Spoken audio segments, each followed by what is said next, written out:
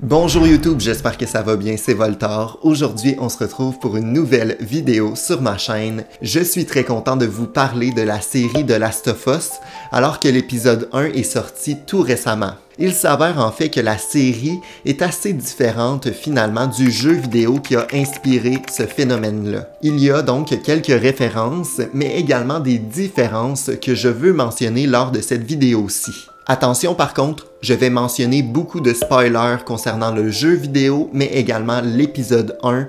Donc, si vous n'avez pas vu l'épisode, je vous invite à aller le voir et revenir après. Je vous parle donc de 5 différences que j'ai trouvées concernant l'épisode 1 et le jeu vidéo. Sans plus tarder, c'est parti.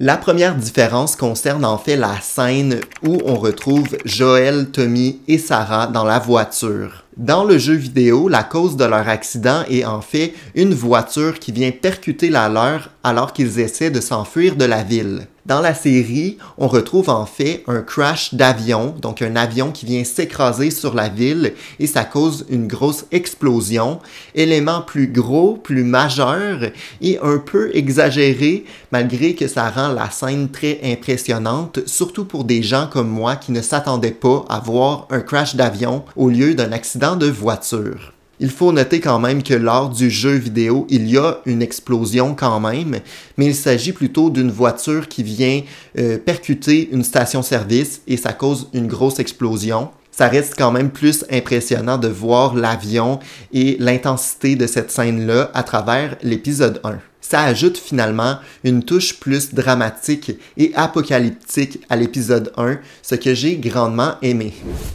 Deuxième différence majeure concernant l'épisode 1, on retrouve selon moi beaucoup plus de scènes qui mettent de l'avant Sarah. Je trouve qu'on développe beaucoup plus son personnage à travers la première partie de l'épisode 1 qu'à travers la première partie du jeu vidéo. Sarah, qui est donc la fille de Joel, qu'on développe à travers plusieurs scènes, plusieurs lieux différents, contrairement au jeu vidéo où on la retrouve seulement dans son domicile. Dans l'épisode 1, on la voit acheter la montre qu'elle va ensuite donner à son père, on la voit chez ses voisins, ce qui ajoute une touche un peu dramatique, un peu sombre, alors qu'on voit la grand-mère en fauteuil roulant progressivement se transformer. Je sens que les producteurs de cette série-là ont misé sur plus de scènes qui mettent de l'avant l'ambiance horrifique de la série et j'adore ça. Cela nous permet en fait de nous attacher un peu plus à son personnage et de rendre sa mort au milieu de l'épisode plus percutante que lors du jeu vidéo selon moi.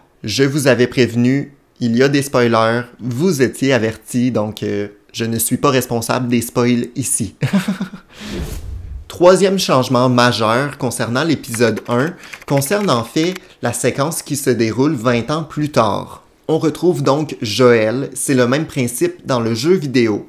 Par contre, à ce moment-là, on retrouve tout le scénario autour de Joel dans le jeu vidéo, alors que dans la série, on voyage d'une perspective à l'autre. C'est-à-dire qu'on va voir des scènes avec Tess, avec Ellie, alors que Ellie n'a pas encore rencontré Joel. Je trouve que c'est une façon brillante de nous montrer certaines séquences qu'on n'a pas vues dans le jeu vidéo qui viennent compléter un peu l'histoire puisqu'on voit différentes scènes sous d'autres angles, d'autres perspectives de nos personnages qu'on connaît. C'est un ajout plutôt intéressant.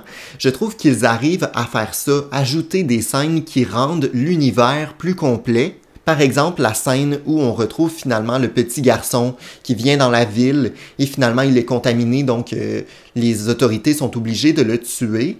Et finalement, c'est Joel qui le prend dans ses bras et le met dans le feu.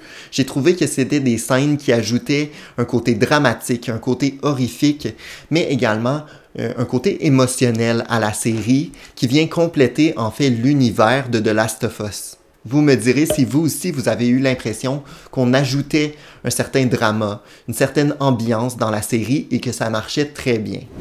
Quatrième élément qui est différent du jeu vidéo, on retrouve en fait toute une séquence qui a été coupée lors de la série. Séquence durant laquelle, en fait, Joel et Tess vont explorer la ville. Ils explorent, en fait, les bâtiments abandonnés qui ont été pris d'assaut par la nature qui reprend ses droits.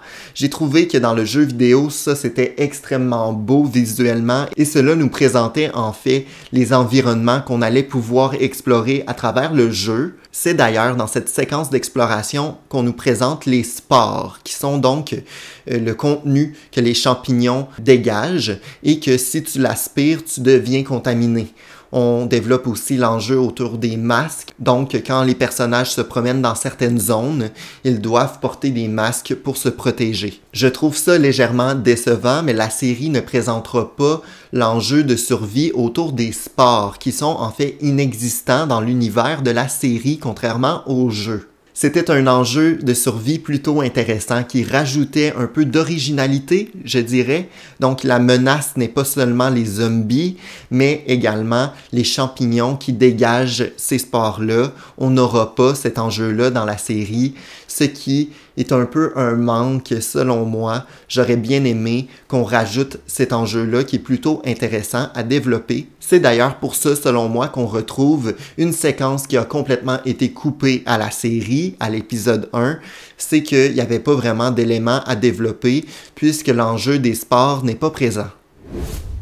Cinquième et dernier détail que j'ai trouvé différent, mais plutôt un bel ajout à la série, on retrouve en fait, en fin d'épisode, Joël qui bat à mort le garde qui tente de tuer Ellie puisqu'elle est contaminée. Contrairement au jeu vidéo où Joël ne fait que défendre Ellie et empêcher le garde de la tuer, dans la série, on retrouve vraiment une scène où Joël a une rage. Durant cette scène, Joël a un flashback de la mort de Sarah, alors que ça s'est déroulé il y a plus de 20 ans. On voit que ça l'affecte encore Joël et son caractère et la manière dont il réagit. J'ai trouvé que ça l'ajoutait une certaine complexité à son personnage, alors qu'on le voit vraiment tabasser à mort le garde, alors qu'on ressent sa rage et un peu ses frustrations à travers cette scène-là. Donc, contrairement aux jeux vidéo où c'est une simple défense, on voit vraiment un Joël dans la série qui a une rage interne intense qu'il veut vraiment tuer le garde et que c'est plus fort que lui finalement. On dirait qu'on développe plus l'instinct de survie de Joël à travers cet épisode 1. On voit qu'il est très protecteur et je crois que c'est un thème qu'on va facilement aborder durant toute la série. Je vous ai donc parlé de 5 différences, mais il y a également beaucoup de détails qui font référence aux jeux vidéo. Par exemple, on retrouve la scène entre Ellie et Joël où ceux-ci discutent et Ellie est finalement sur le bord de la fenêtre. Les dialogues sont similaires et l'ambiance aussi. Même chose lors de la scène où Sarah donne son cadeau à Joël en début d'épisode, c'est exactement les mêmes dialogues un peu humoristiques entre nos deux personnages. Ce qui m'a le plus impressionné selon moi, c'est la scène en voiture qui est pratiquement identique. On retrouve la maison qui brûle. L'intersection également avec le panneau de signalisation qui est exactement pareil comme dans le jeu vidéo. Il y a également des ressemblances au niveau de la chambre de Sarah en début d'épisode. On retrouve des trophées, la même lampe sur sa table de nuit, mais également un clin d'œil au jeu vidéo avec son téléphone qui est sur sa table de nuit et qui, dans le jeu vidéo, la réveille au milieu de la première nuit de l'épidémie. Mention spéciale à l'intro de la série qui a la même musique, la même ambiance et le même concept que celle du jeu vidéo, mais également certaines transitions qu'on retrouve à travers l'épisode, donc les transitions plutôt brusques sur un écran noir avec le texte en blanc, qui est exactement pareil comme dans le jeu vidéo aussi. Vous l'aurez compris, j'ai adoré ce premier épisode autant dans ses ressemblances que ses différences. C'était un excellent premier épisode, ça donne vraiment envie de regarder la suite. Vous me direz d'ailleurs en commentaire si jamais vous voulez d'autres vidéos comparaison comme ça pour les futurs épisodes de la série. J'ai vraiment adoré faire une comparaison entre la série et le jeu vidéo et les différences finalement sont plutôt bonnes. J'ai trouvé que ça apportait quelque chose à la série, toutes les différences qu'ils ont mis. Donc j'ai hâte de voir s'il y aura d'autres différences au niveau du scénario qui pourraient finalement nous surprendre. On se dit à très bientôt pour une nouvelle vidéo sur ma chaîne. Ciao!